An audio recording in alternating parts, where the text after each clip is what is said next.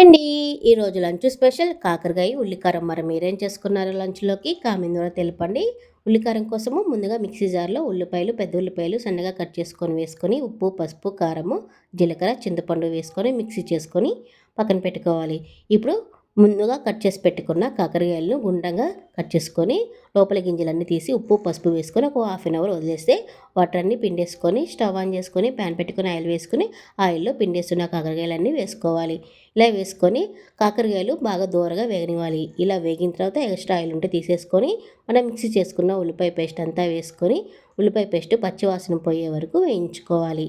ఇలాగ ఒక 2, 3 నిమిషాలకి ఉల్లిపాయ పేస్ట్ పచ్చివాసన పోయిన తర్వాత ఉప్పు, కారం అన్నీ అడ్జస్ట్ చేసుకొని కరివేపాకు కూడా కొంచెం వేసుకొని అవసరమైతే చేదుగా ఉంటే కొంచెం పంచదార కూడా వేసుకొని ఒకసారి బాగా కలుపుకొని స్టవ్ ఆఫ్ చేసుకుంటే ఎంతో టేస్టీగా ఉల్లిపాయ కారం కూడా రెడీ అవుతుంది కాకరకాయ.